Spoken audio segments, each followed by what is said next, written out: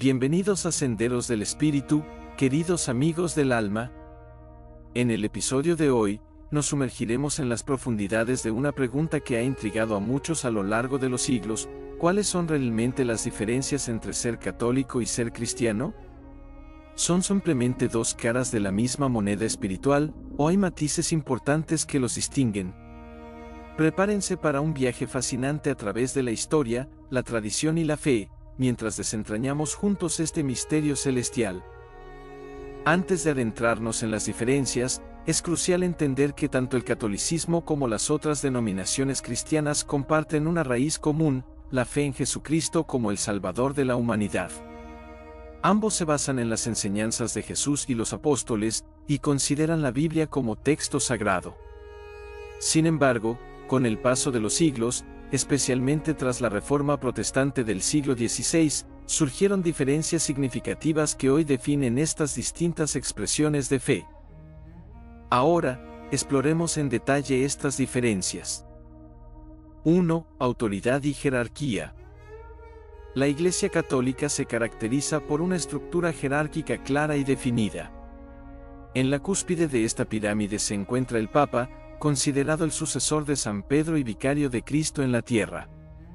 Los católicos creen que el Papa, cuando habla ex cátedra sobre asuntos de fe y moral, posee infalibilidad. Esto significa que, según la doctrina católica, está protegido de cometer errores en estas enseñanzas específicas. Bajo el Papa, encontramos a los obispos, sacerdotes y diáconos, cada uno con roles y responsabilidades específicas dentro de la Iglesia. Esta jerarquía se remonta a los primeros siglos del cristianismo y se considera una continuación directa de la estructura establecida por los apóstoles. En contraste, otras denominaciones cristianas tienen una visión diferente de la autoridad. Muchas iglesias protestantes, por ejemplo, no reconocen la autoridad papal y tienen estructuras de liderazgo variadas. Algunas tienen obispos o superintendentes, otras son dirigidas por consejos de ancianos, y algunas son completamente independientes, donde cada congregación toma sus propias decisiones. Esta diferencia en la estructura de autoridad tiene implicaciones profundas en cómo se toman las decisiones doctrinales y cómo se interpreta la fe en cada tradición. 2. Interpretación bíblica y tradición. Otra diferencia fundamental radica en cómo se interpreta la Biblia y qué papel juega la tradición en la fe. La Iglesia Católica sostiene que la revelación divina se encuentra tanto en las Sagradas Escrituras como en la tradición apostólica. Esto significa que, además de la Biblia, los católicos dan gran importancia a las enseñanzas transmitidas oralmente desde los tiempos de los apóstoles, así como a los escritos de los padres de la Iglesia y las decisiones de los concilios ecuménicos. El magisterio de la Iglesia Católica, compuesto por el Papa y los obispos en comunión con él, tiene la autoridad para interpretar oficialmente tanto la Escritura como la tradición. Esta interpretación se considera vinculante para los fieles católicos. Por otro lado, muchas denominaciones protestantes adhieren al principio de sola Escritura, solo la Escritura. Esto significa que consideran la Biblia como la única fuente infalible de autoridad en materia de fe y práctica cristiana. Aunque respetan la tradición y los escritos de teólogos a lo largo de la historia, no les otorgan la misma autoridad que a la Biblia.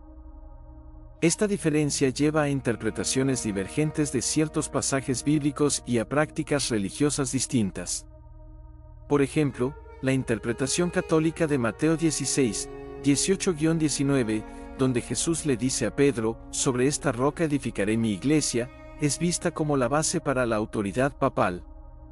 Muchos protestantes, en cambio, interpretan este pasaje de manera diferente, sin ver en él una justificación para el papado. 3. Sacramentos. Los sacramentos son otro punto de divergencia significativo. La Iglesia Católica reconoce 7 sacramentos: bautismo, confirmación, Eucaristía, penitencia, unción de los enfermos, orden sacerdotal y matrimonio. Estos son considerados signos visibles de la gracia invisible de Dios, instituidos por Cristo para la santificación de los fieles. La Eucaristía, en particular, tiene un significado especial en el catolicismo. Los católicos creen en la transubstanciación, es decir, que durante la consagración en la misa, el pan y el vino se convierten realmente en el cuerpo y la sangre de Cristo, aunque mantengan la apariencia de pan y vino. La mayoría de las denominaciones protestantes reconocen menos sacramentos, generalmente solo el bautismo y la comunión, también llamada Cena del Señor. Además, su interpretación de estos sacramentos puede diferir. Por ejemplo, muchos protestantes ven la comunión como un acto simbólico o conmemorativo, en lugar de una transformación literal del pan y el vino. 4. Santos y María. La veneración de los santos y especialmente de la Virgen María es una característica distintiva del catolicismo que no se encuentra en la mayoría de las otras denominaciones cristianas.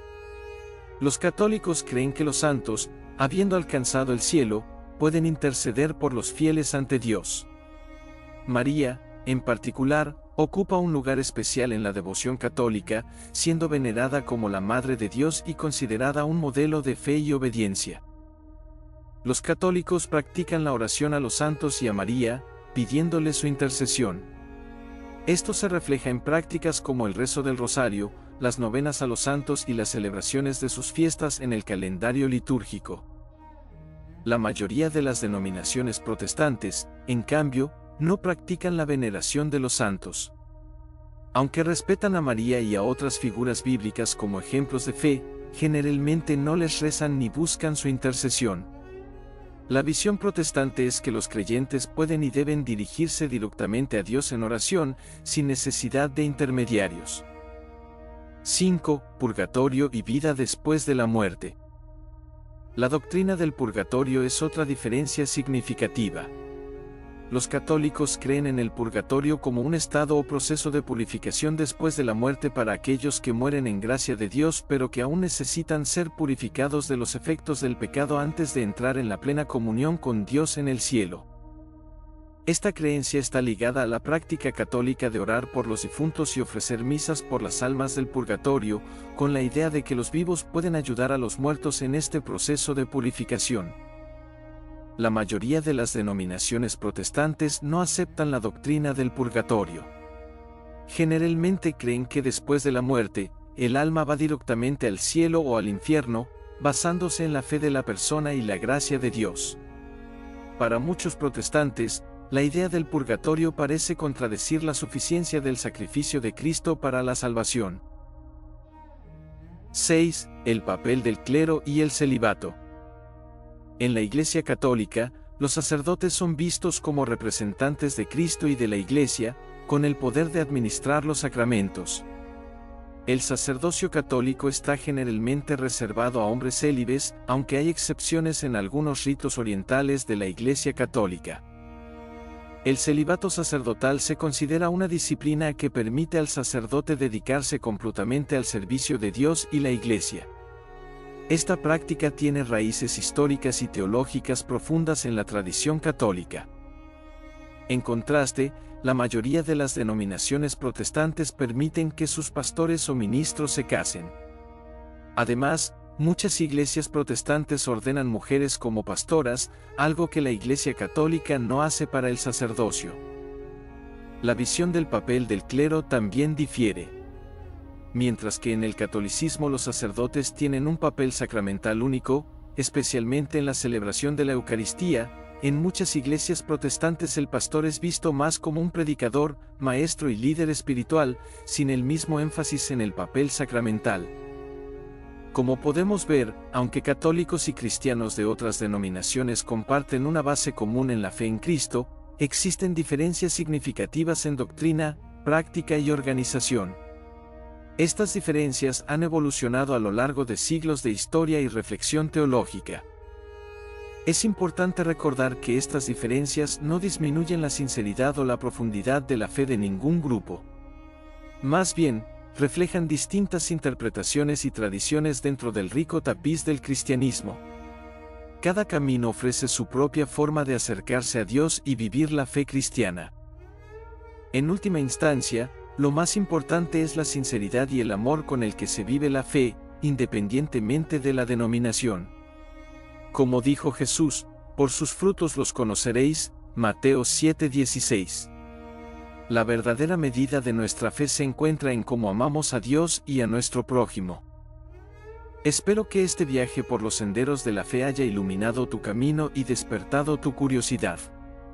Las diferencias que hemos explorado hoy nos muestran la rica diversidad del cristianismo, pero también nos recuerdan la unidad fundamental que existe en la fe en Cristo.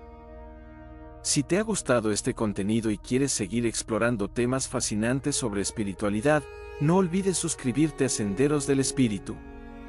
Activa la campana de notificaciones para no perderte ningún video. ¿Qué otros aspectos de la fe te gustaría que exploráramos en futuros episodios?